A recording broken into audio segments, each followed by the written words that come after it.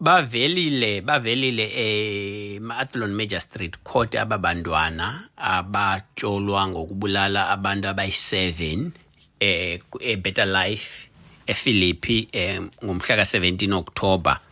Bavelile ke ngelwesihlanu 24 ka-October, that is 2 days ago, apha Athlone Magistrate Court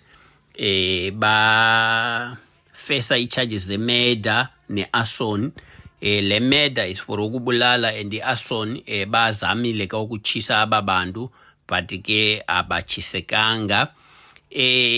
Bahlali, before ndiqhubekeke ke bahlali, ndiyacela if awukacofi usubscribe, ndicela uthi subscribe, please ucommente, usharishe i-post zethu so that at least we can grow this channel, sikwazi usinike more indaba of this kind.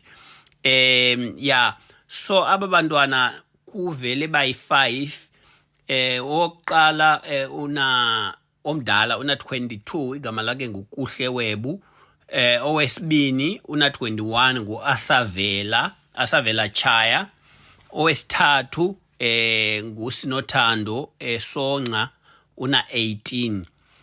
Abanye ke abayi-2 ba-under age, omnye una 16, omnye una 17. So asikwazanga ke because besicelile i-court uthi masifote or sithathe i-videos, bendizomwenza u-live but ke i-court ithi no, kukho abantwana abancinci so they cannot allow us. So isenjalo ke bahlali, lo uvelayo nguSinothando ke lo ebena 12 ngexesha ebenza ezi signs. But ke i-case lena seyipostponiwe, bazawuvela again nge-30 ka-October.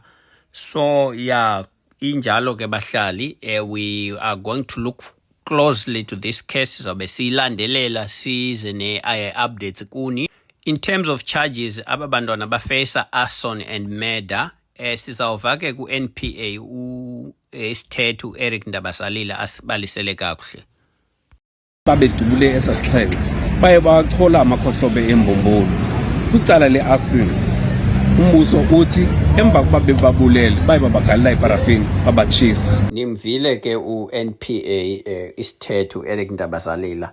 Emva kwesisehlo sikwazile uthetha nomnikazi wendlu ke le kwenzeke esisehlo. Wasibalisela nje uthi yena ngexesha efika ubone ntoni, kwenzeke njani. Apha kulanda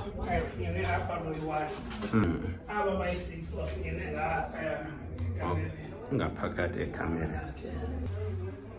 No, ayithethanga kakuhle. Even ngoku akungeni nokutya, andomelelanga. So umbono ombi oye wandothusa endiqalayo udibana nawo. Kodwa uthi bayaziwa bonke aba bantu? Ewe, umfana beyosibiza phaa endlini, uyabazi bonke, uthi basuka bonke eFlagstaff. All right. No, enkosi.